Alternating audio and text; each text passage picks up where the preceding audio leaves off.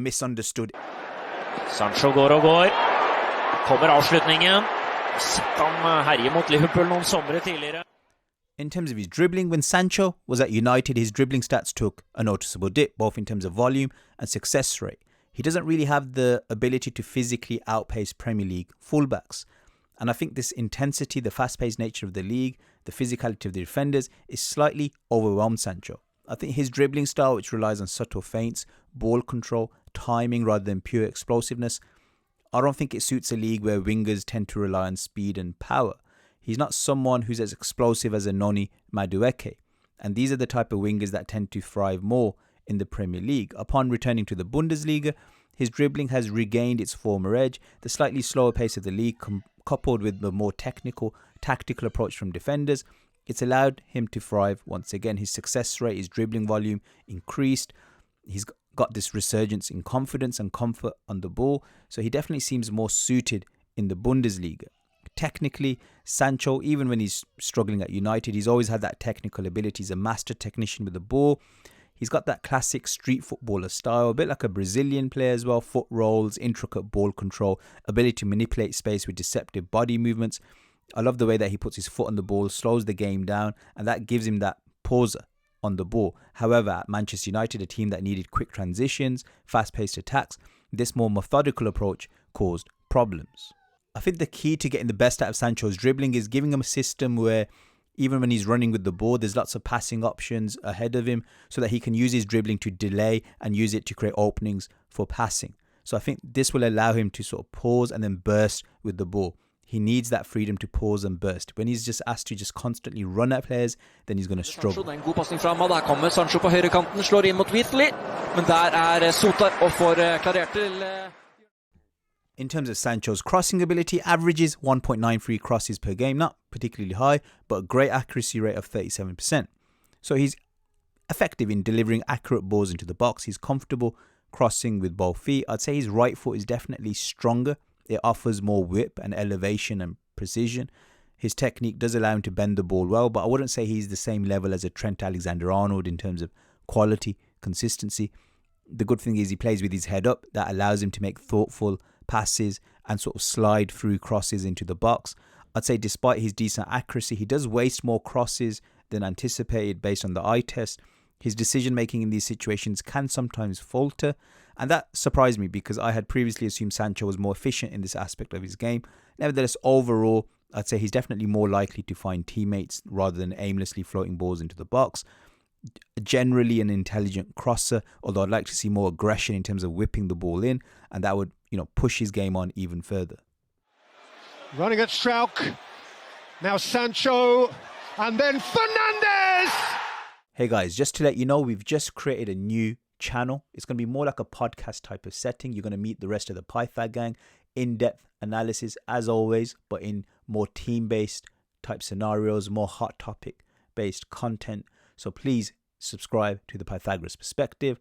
And also, if you're interested in watch-alongs and weekly fantasy football discussions, also consider subscribing to us in our playback channel. All of these are available in the description below. See you guys there. Side of the area, but the clearing header's not great.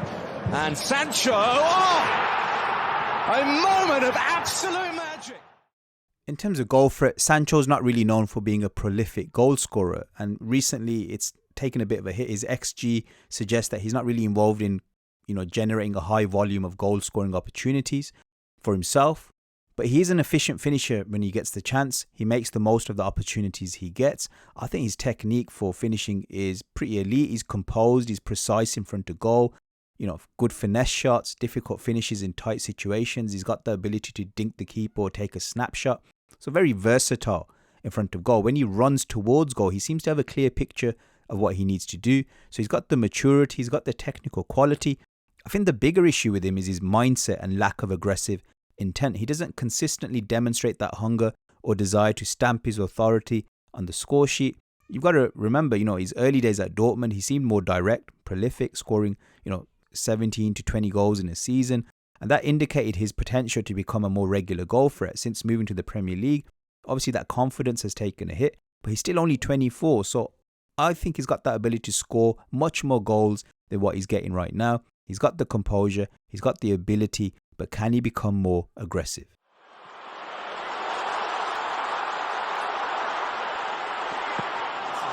Not really unnecessary, but oh, that was good. Brilliant. Grand shot! What a goal! Sancho is an incredibly creative player with a natural flair for progressing the ball into dangerous areas. He's got the vision, composure and ability to execute accurate through balls, and that makes him a constant threat. He's got the eye for the pass that many players don't possess. He can spot runs, but he can execute passes in a way that are unorthodox, unpredictable, a bit reminiscent of a Neymar style player. Innate street footballer vibe to his creativity, thinks outside the box, he pulls off intricate moves and passes that break defensive lines with ease. But he's not just a maverick, he's also got this efficiency. He adapts to, what the game's demanding. He can produce simple layoffs when necessary, when the moment calls for it. Then he's also capable of, unlocking defenses with a more ambitious pass. I think from the left side, Sancho's creativity seems to shine even more as his dribbling opens up passing angles whilst allowing him to keep his head up to read the game. So the angle that he's facing from the left makes it easier for him to pull off killer balls. It's Maddson with Sancho, just faded out of the game a bit. Jadon Sancho towards the end of the first half, but this is good stuff. Tvinger Onana til å slå langt, men det gjør han også fint, og Sancho slipper den videre til Murray. Ting skjer. Sancho's possession game is a strength, but it's also a bone of contention. He's incredibly influential in dictating play, acting as a genuine wide playmaker, averaging 40 passes per game, which is comparable to some central midfielders. So he's deeply involved in the fabric of his team's possession. He can drift into central areas. He's got that composure. He can flick on first touch passes with precision. So he's definitely more than capable of helping a possession-based team dominate. His football IQ is high. One criticism is his tendency to play too conservatively, often opting to pass backwards rather than push the play forward. The role of most wingers is to be direct, constantly seeking to take on defenders, drive the team forward. Sancho's a bit cautious. He almost adopts a midfielder's mindset. Instead of running at defenders, making these aggressive forward passes, he's constantly recycling possession, and that slows down the tempo and it limits his ability to break down defenses. Combinations going that he likes so much, can't quite get one going with Jadon Sancho on this occasion. Defensively, Sancho, his dual success rate is impressive, 70% success rate. So it indicates he's quite effective, but his volume of defensive work isn't super elite. So it suggests that he's someone who isn't constantly involved in defensive actions throughout a game. He's got defensive intelligence. He can read the opposition well. He makes timely interceptions, positions himself rather effectively. However, he can get beaten in 1v1 situations and look almost, lazy at times. So I think it really depends on his motivation level rather than his actual defensive ability. When he's fully engaged, focused, his defensive work is more solid. But other times, his defensive output can drop noticeably. He's looking to get those little combinations going that he likes so much. Can't quite get one going with Jadon Sancho on this occasion. Haven't reached 50 points in a Premier League season for more than 10 years. Tete. In terms of Sancho's long passing, his 70% success rate is impressive, but he doesn't really heavily rely on long passes. He prefers short passes, keeping the ball sort of close to him, creating possession triangles. When he does attempt long passes, I think his technique's pretty good. I wouldn't say it's exceptional. I think his long passes often have this floaty, dinky quality. They lack a certain zip and aggression. I wish he'd give them more precision, directness. But in and around the box, he does use those long passes pretty effectively to find players and sometimes create opportunities. But I wouldn't say it's at the level of a top-level playmaker who uses long passes regularly to open up play. I'd say when he's using the outside of his foot, to switch the play, it can sometimes veer off from the intended target.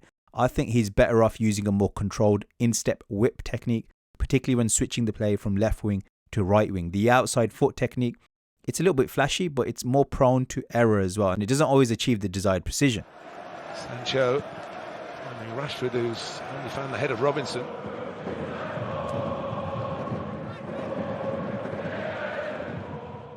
Sancho's heading ability is indeed a significant weakness. With only 25% of aerial duels won, he's practically a non-factor in this aspect of the game. It appears that he avoids competing for headers altogether, and that's problematic, especially in the physically demanding Premier League. His reluctance to engage in aerial battles, I think it puts him at a psychological and physical disadvantage because it's sending a signal to defenders, fullbacks, that they can dominate him in the air without much resistance. And in a league where physicality, aerial prowess, it's so important, this becomes a bit of a liability, especially when you're looking at your winger to challenge and disrupt opposing fullbacks.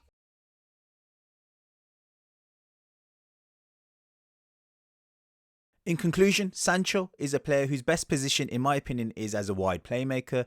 Whether it's the right, whether it's the left, doesn't really matter. But the key thing is that the system around him needs to be built in a way where he's not isolated 1v1 on a constant basis, has to progress the ball from deep areas. His ball carrying volume just isn't going to be high enough or consistent enough for him to be used as, say, a Jeremy Doku on the right or an Ousmane Dembele on the wing. He needs to be used as a wide playmaker, a bit similar to how a Neymar operated in the latter days at PSG. Someone who's a mixture of a 10 and a wide player. He needs to be able to put his foot on the ball, play at his tempo. The problem that United had was that they brought him into a transitional type team where everything was about fast counterattacks, and he's just not very well suited to that. My slight concern with Chelsea is that, yeah, it's a possession-based team, but the wingers are used to drive the game forward. Someone like Madueke is thriving, whereas someone like Mudryk is slightly struggling because he's being asked to stay out on the wing and really drive constantly with the ball, and he doesn't really have that ball-carrying volume at the moment. So where does Sancho fit into Chelsea? If you move him into more central regions, it's stacked. You got Felix, you've got Nkunku, you got Palmer, of course. So again, slight concern here as to where Sancho fits in tactically. There has to be a meeting of minds between Maresca and Sancho for this to work. In terms of potential, I do think that Sancho has world-class potential, but I think he's the type of player, he's proven himself in the Champions League against teams like PSG back in the day, against PSG last season. He looks like a player who's very comfortable at the business end of the Champions League. He's got that composure, he's got that high IQ, which at times makes him stand out from the crowd, even in the big games. But finding that right system, that right environment is going to be key, to bring out that potential. Otherwise, he's that type of player who can very quickly become a square peg in a round hole, and then the perception of him becomes very negative. Hence why I think he's one of the most misunderstood players on the planet. I think he's a very nuanced player tactically. You have to be very clever in terms of how you use him, and you can bring out the best in him. But it's very easy to fail in terms of how you use him because he's such a complex player to work with. Anyway guys, hope you enjoyed the video. Please like, share and subscribe, and see you guys again next time. Bye.